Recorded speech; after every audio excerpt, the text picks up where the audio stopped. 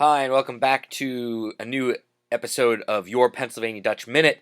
This video is being published the last week in January, the first week in February, so I had to do a video on a very unique holiday to us Pennsylvania Dutch, and that's Groundhog Day.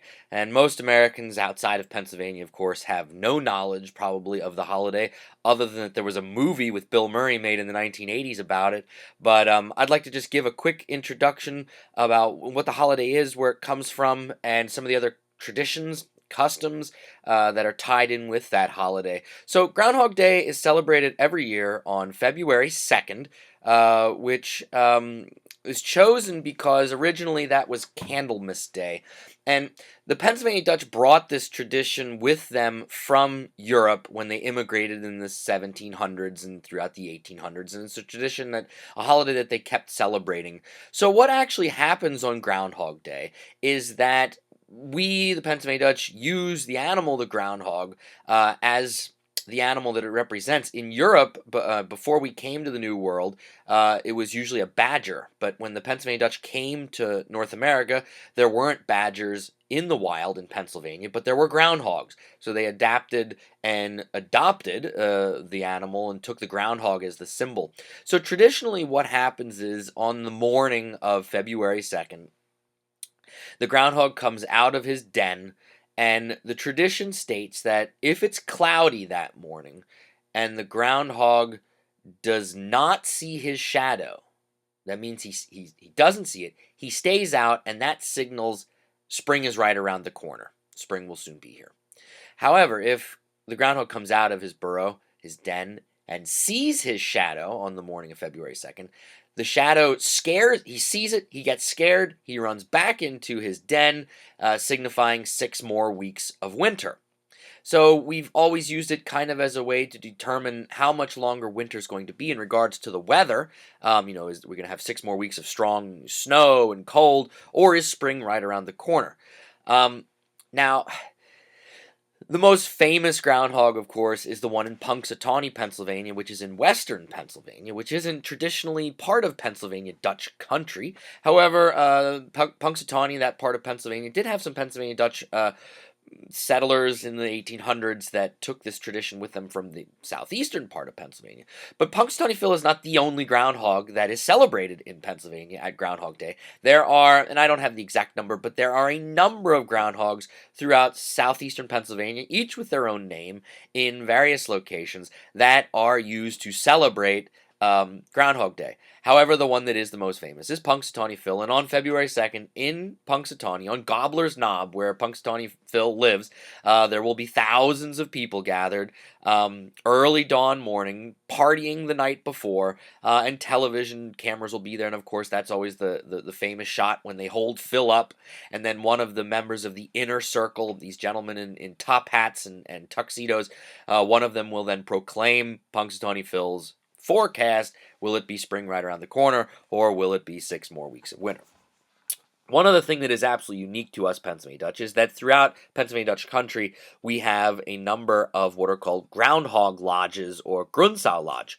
And it's an old tradition that dates back many, many years.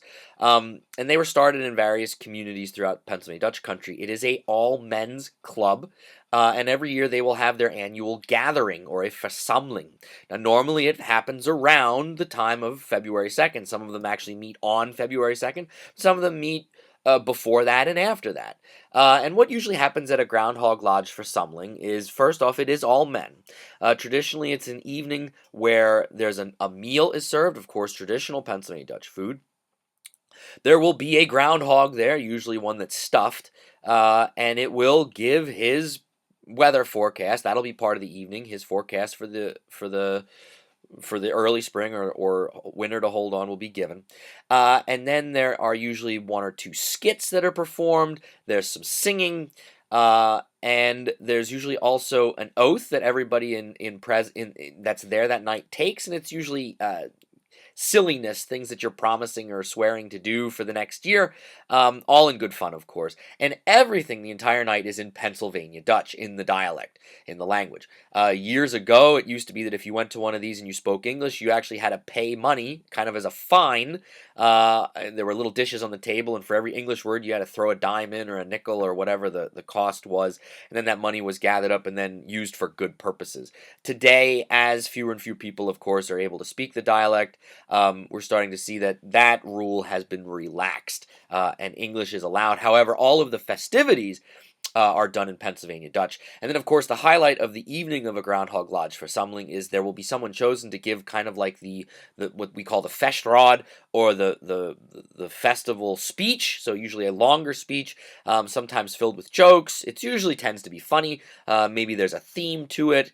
And then there's usually a prayer, and everyone goes home, and they don't see each other again for another year. It is a unique tradition. Recently, a new book has come out that highlights and goes over this tradition of Groundhog Lodges, and it's written by Dr. Bill Donner from Kutztown University. He's a professor of anthropology at Kutztown, and he's Pennsylvania Dutch himself, ethnically, heritage, his family's history, and he did an in-depth study of the history, the culture surrounding these Groundhog Lodges. It's a great read. It's available on the internet. There's a picture of it you can see I showed, called Serious Nonsense, and it's a great book. I highly recommend it if you want to learn more about the Groundhog Lodges. So February 2nd is right around the corner. It falls on a Thursday this year in 2017.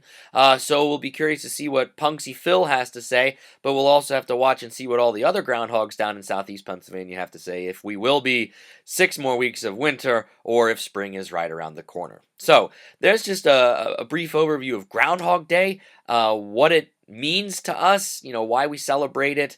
Again, it's an old holiday, has Celtic pagan roots in Europe, hundreds and hundreds of years back, but it's one of those traditions that the Pennsylvania Dutch brought with them to the New World, and luckily for us, we've maintained that tradition for 300 years here in the United States, and hopefully we'll continue it for 300 more years. So there we are, Groundhog Day, Grundsaudag. It's coming up here on the 2nd of February. Hope you get out and celebrate it, and if you have an idea for a future video, my email's at the end of the course. Send me a message, and I'll get that out there. But until next time, Max gut, practice your Pennsylvania Dutch, celebrate Groundhog Day, and see you down the road. Max gut.